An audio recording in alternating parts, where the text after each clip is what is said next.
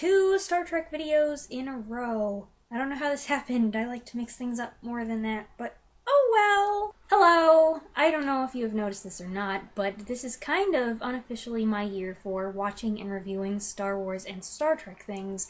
A few months ago, I read and reviewed the Star Wars Thrawn trilogy, and I felt like, to be fair, I should also read some Star Trek fiction.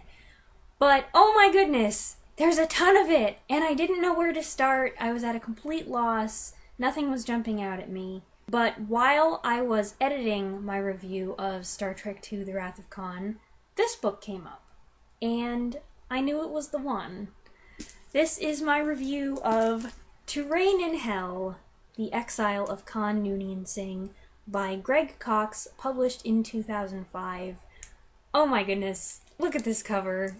And I got this book out of the library, and my mom took a glance at it, and she said, "Wow, look at that cover." And then she looked closer, and she said, "Look at his chest. Does he have cleavage?" And I'm just like, "Mom, please." This book is Greg Cox's theoretical explanation of what might have happened during the years Khan and his fellow superhumans spent marooned on Ceti Alpha 5, and it's for anyone who ever wondered what life on the planet might have been like before Ceti Alpha 6 exploded, how Khan survived, why he hated Kirk so much, and if Kirk was really to blame for everything that happened. It actually starts with a frame story set immediately after Star Trek IV, so good thing I've already watched that, in which Kirk decides to go investigate Ceti Alpha 5 for himself, with Spock and McCoy along for moral support. As a setup, this was good, but I thought it would be a, here's this place, here are some records, let's read them, okay, now we know what happened, let's go, kind of thing. So, when a conflict arose within the frame story, I was surprised. And then it turned out that after the Khan portion ended, there were still a few chapters of resolution within the frame story that I had to get through, and I just wasn't interested in that. So it was kind of a bummer. But fortunately, the majority of the book deals with what I came for, the Khan part. Cox grabs onto the 1982 movie's visual cues and verbal hints that Khan drops about the past and uses them to create his own intriguing and dramatic, character-focused version of events. But he also heavily relies on what happened in the original series episode, Space Seed. Besides Khan, the other main player in the story is Lieutenant Marla McIvers, the historian traveling with the Enterprise in that episode, who became fascinated with Khan, agreed to help him attempt mutiny, and in the end chose banishment with him on Ceti Alpha 5 over court-martial. I was a little worried about their relationship, given that its beginning is kind of squicky. Is it attraction on his side, or is it just manipulation? Is he just using her?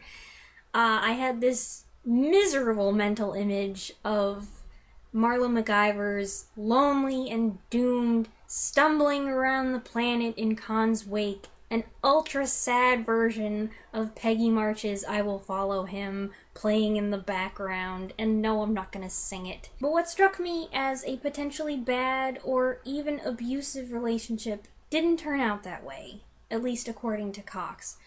What he develops is a stable romance, built not just on mutual attraction, but on respect and admiration. Marla and Khan complement each other. They bring out the best in each other. And this relationship, which does include a couple of PG-13 love scenes, was the strongest and most compelling part of the story. It was a reversal of what I feared could happen, and through it, Cox showed Khan in a completely different and more sympathetic light. I wasn't expecting the sweet, tender moments between the two characters, and I wasn't expecting to get emotionally invested.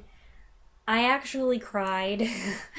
I kind of feel silly admitting it that a Star Trek book made me shed a tear.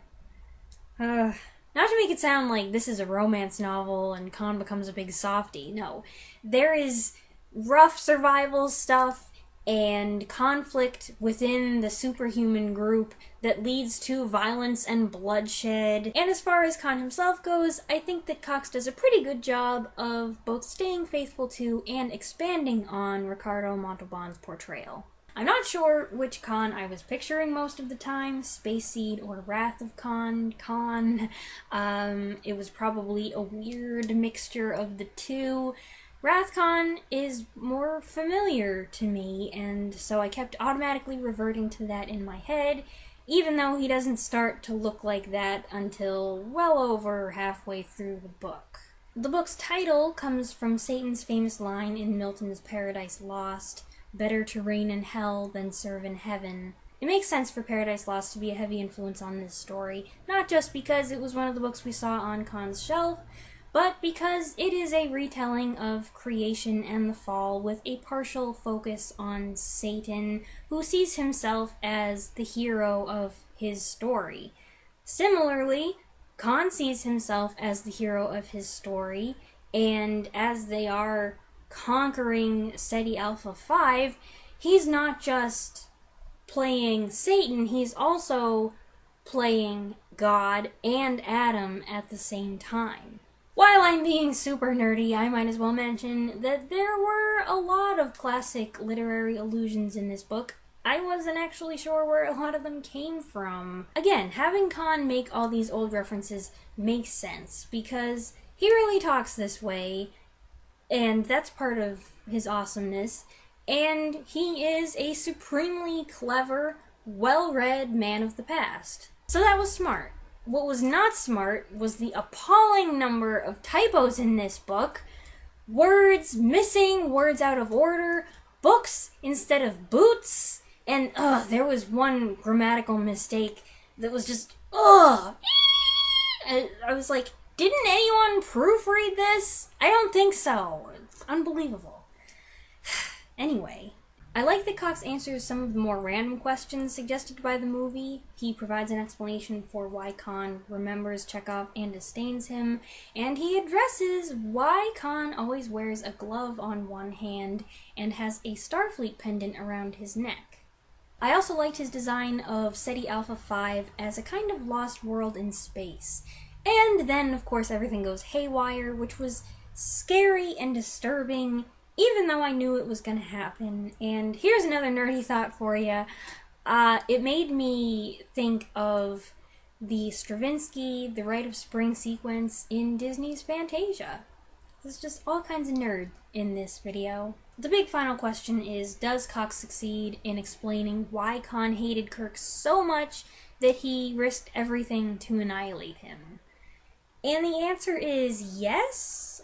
I get why Khan felt the way he did, except he gets really frustrated as time goes by that no one, not Kirk or any other Federation rep, ever comes to check on the progress of their settlement.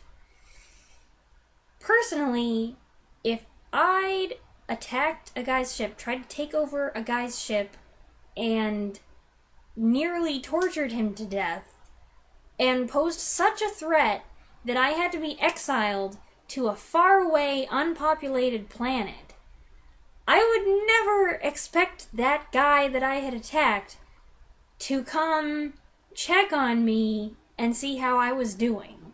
And I definitely wouldn't expect him to bring supplies.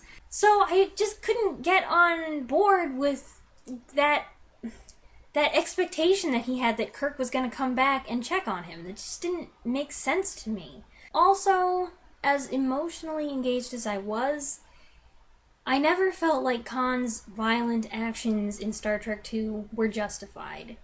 I understood his feelings. The things they went through were awful, and I felt very bad for him. But let's face it, he killed a lot of people. He's still the bad guy. He's the awesome, multi-layered bad guy. He's just, it didn't make me decide, oh, he's really the hero of Star Trek II. No, he's still the villain. But overall, I liked the book. I liked Greg Cox's vision of what might have happened. I felt that he delivered what I wanted with a little extra on the side. and made To Reign in Hell a fast-paced read and a pretty good story. So, thank you for watching this video and listening to my thoughts on this book that I never anticipated that I would read, and I will see you next time.